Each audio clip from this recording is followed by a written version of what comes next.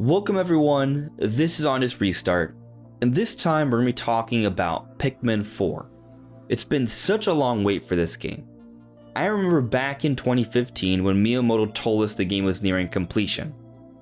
That was back in 2015. Obviously, a lot has happened since then, but here we are, just a few weeks removed from the September Nintendo Direct where they finally revealed Pikmin 4, and we're getting it in 2023. It's not that far off. It looks like all that speculation we had with the arrival of Pikmin 3 Deluxe and Pikmin Bloom and the different Pikmin we saw throughout the Nintendo Universal Park, it truly all has been a build-up for Pikmin 4. It's coming and I'm excited. I can't wait for this. We didn't get a lot of information during the Direct. We got a little bit of footage of some panning shots, a single screenshot showcasing the gameplay, I guess you could say, and some words from Miyamoto.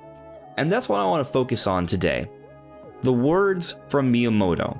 Because he said some things here and I think they carry actually a lot of weight. There's a lot that we can take from that can give us a good understanding of what's to come for Pikmin 4.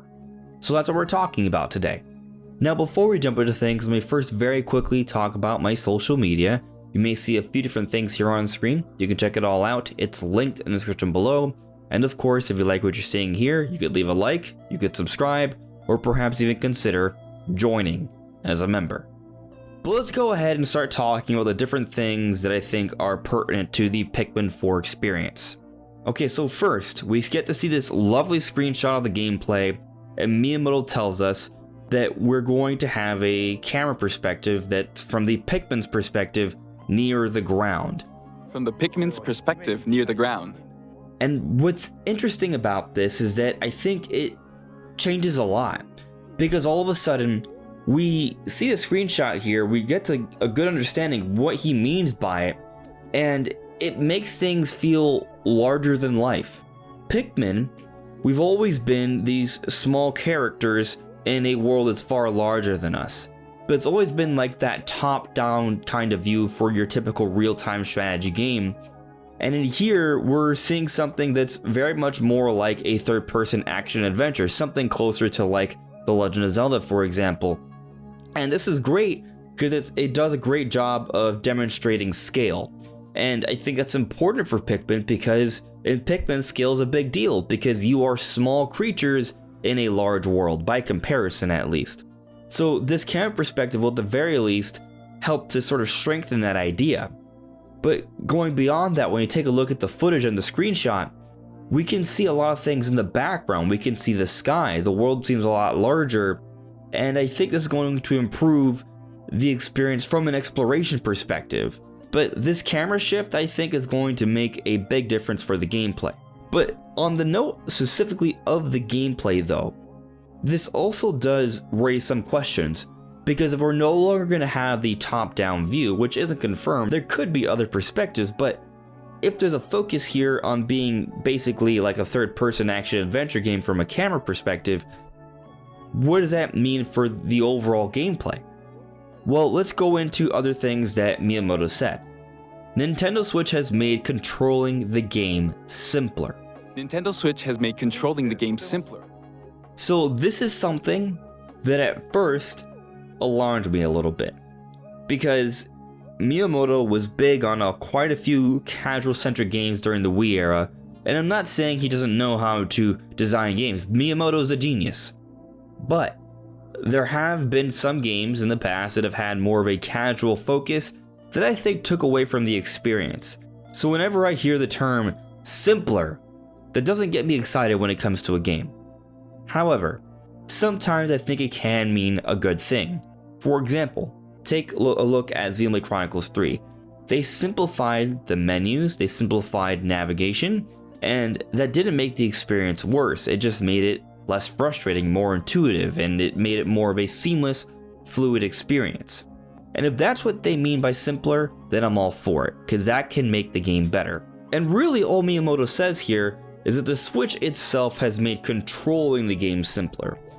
He didn't say that they're making the gameplay simpler, and I think that's also an important distinction here. It could simply have to do with all the other strengths of the Switch. The Switch, at least in terms of controls, is the most varied control setup we've seen For a Nintendo system, it has everything you would need, really.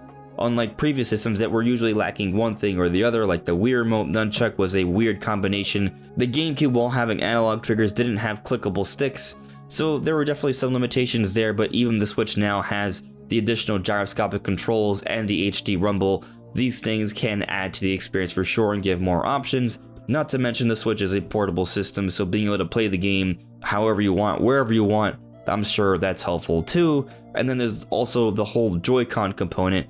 Cooperative play may be more of a focus this time around. Those are things that this sort of phrase here could be alluding to. The main point I want to make from this, or at least that I take away from this, is that they are looking at ways at making the experience more fluid and seamless, but it doesn't mean that they're going to reduce on the core elements of Pikmin gameplay. And this idea is strengthened by the next thing that we're going to focus on here, said by Miyamoto. Meaning you can further concentrate on the core essence of Pikmin gameplay. And he says, meaning you can further concentrate on the core essence of Pikmin gameplay. So basically, yes, they are simplifying how you play the game, but in a way that I still think allows you to focus on the core essence of Pikmin gameplay. And that's awesome. That's exciting. It's kind of like what they did with Xenoblade Chronicles 3. Things that just make the experience easier to do. Quality of life improvements. And when you think about how they've brought the camera into a third-person perspective and the way it is, it's closer to the ground, you gotta wonder, okay, how do we handle seeing different Pikmin in different places, and you manage that? That is definitely something I wonder about, but perhaps it's as simple as some quick button presses to change your camera perspective in an intuitive way. Maybe it's pressing the X button to show the map, and when you see the map, you can see everything going on clearly in real time, but it's also perhaps also a little transparent so you can still see the environment in front of you as well. And it could be something to that effect. But let's now focus on the last thing here said by Miyamoto that I think is important. We call it Dandori in Japanese, or strategically planning, deploying, and commanding the Pikmin. He talks about this concept of Dandori, which is a Japanese term that I'm going to be totally frank, I don't entirely understand. But he said, in the case of Pikmin, it means strategically planning and deploying the Pikmin. And this goes towards that core essence of Pikmin gameplay. You have to be strategic, you have to plan, you have to deploy. So even though the camera perspective is far closer to the action, while at first glance that may seem like it may take away from the typical real-time strategy kind of game, they're still focused on making sure we are still strategically planning and deploying our Pikmin. So simplifying the controls, perhaps in the way we talked about, will make all of this feasible. So really I think it's interesting when we kind of take a closer look at the different things said by Miyamoto. Some of the questions people may have, some of the concerns many people may have, when you kind of break down each thing that was said, it kind of all comes together. It actually reassures me that this is going to be a fantastic experience. There's a number of things that can be improved upon or done with Pikmin, I think. Like for example, what if we see night gameplay? What if we have to focus more on survival in the night or building up a base on the surface of the planet as opposed to going into the atmosphere? Those are just some possibilities that maybe they could go into. There's so much potential here, and I'm very excited to see what's to come for Pikmin 4. But what do you guys think? What do you guys make of the words said by Miyamoto, or simply what we've seen so far from Pikmin 4? Let me know in the comments below. Anyways everyone, this is On Just Restart. Thank you so much for listening and watching, and I'll see you all really soon. Take care.